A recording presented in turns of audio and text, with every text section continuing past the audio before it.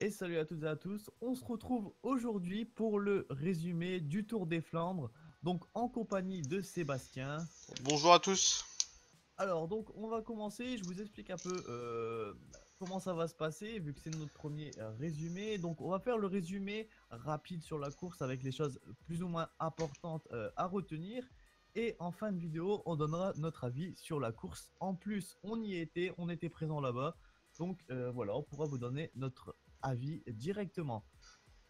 Donc, on est parti avec l'échappée matinale. Je te laisse citer tous ces noms. Après une cinquantaine de kilomètres, 8 coureurs donc s'échappent à environ 11 minutes du peloton. Donc Julien Duval, Edouard Plancart, Marc McNally, Steph Van Semmeren, André Lloyd, Oliviera Troya, Julien Maurice et Michael Gollart.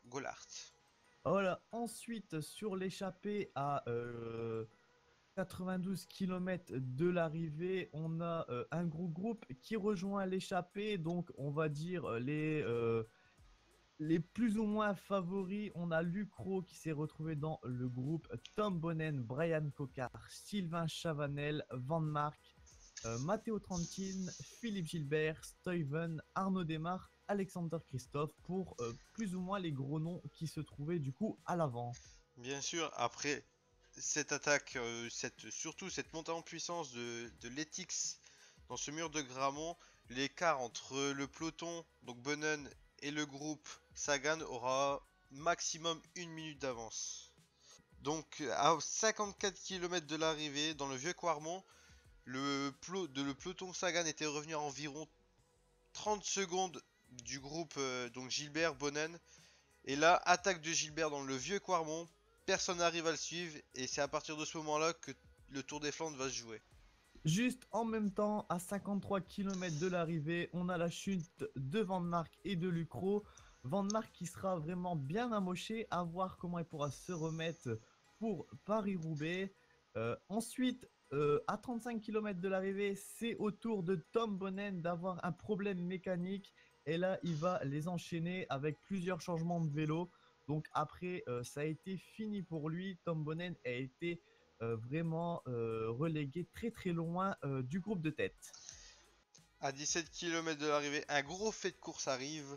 La chute de Peter Sagan qui a été pris dans une chemise, dans les barrières. On ne sait pas vraiment. Chute de Sagan. Greg Van Avermaet tombe derrière. Oliver Nessen tombe derrière.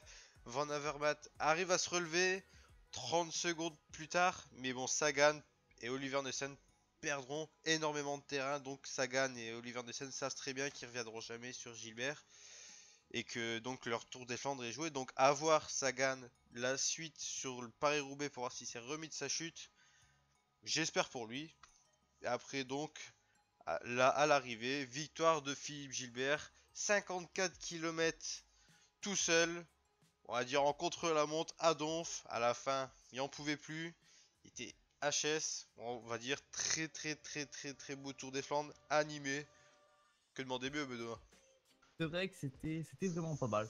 Donc maintenant, pour moi, on a plus ou moins tout dit. On va passer sur notre avis.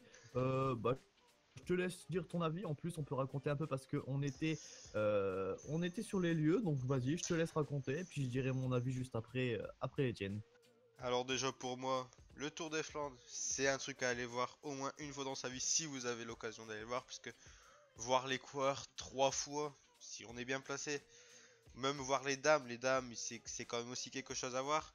Ensuite, pour mon avis sur le Tour des Flandres, pour moi c'est un très beau vainqueur, il fait un très bon début de saison. Comme Greg Van Avermaet, il fait un très bon début de saison, il fait deuxième. Pour moi, c'est mérité quand même, parce qu'il a quand même chuté. Mais bon, pour moi, il n'y aurait pas eu ce problème de Boden. Il y aurait eu un autre fait de course. Il n'y aurait pas eu cette chute de Sagan. Pour moi, Gilbert n'aurait pas gagné. Et pour moi, ça aurait été Van Avermaet qui aurait gagné, parce qu'il est vraiment en très bonne forme depuis ce début de saison. Moi, mon avis, bah, je rejoins Sébastien. Du coup, vraiment super Tour des Flandres. C'est vrai que c'est vraiment cool de les voir plusieurs fois par rapport à Paris-Roubaix qu'on a l'habitude d'aller voir. C'est vraiment cool de pouvoir les voir en plusieurs fois. Voir les dames aussi, c'est vraiment cool. C'était la première fois que je voyais les dames vraiment en World Tour. Et ça, c'était vraiment sympa à voir. Ensuite, bah, Philippe Gilbert, rien à dire, du panache. Il part, franchement. C'est énorme ce qu'il fait, c'est tout simplement énorme, c'est mérité par rapport à tout ce qu'il a fait là depuis le début de saison. Bon petit transfert chez Quickstep. Après, c'est vrai qu'il faut pas oublier Niki Terpstra qui revient de très C'est loin, vrai, lui, c'est vrai. et il revient de super super loin. Après, moi je suis content aussi des Français. Sylvain Chavanel qui fait une nouvelle place. Bon, voilà, Sylvain Chavanel, c'est franchement pas mal. Et aussi, bonne petite place, 14e place de Johan Alfredo qui craque un peu sur la fin. Il aurait peut-être pu voir le top 10. Bon, il craque sur la fin parce que ça se regardait pas mal et il y en a pas qui rentrent. Mais c'est plutôt pas mal. Bon petit point des Français. Donc après, on verra comment ça va se passer sur Paris-Roubaix. Donc de toute façon, on vous fera un résumé. Voilà, moi, je trouve super Tour des Flandres. Franchement, c'est vrai que c'est à aller voir. Et super beau vainqueur. C'est vraiment super. Donc voilà. Après, j'ai tout dit, plus ou moins. Donc surtout n'hésitez pas à nous suivre sur notre page Facebook, tous les résultats dans la soirée, même des plus grandes courses. Bien sûr, nos immersions quand on va sur les courses, les photos, des directs. Surtout n'hésitez pas à venir voir sur notre Facebook. Ensuite, donc on va se retrouver la semaine prochaine pour le Paris-Roubaix avec notre débrief et nos avis surtout sur ce Paris-Roubaix 2017 que j'attends avec impatience.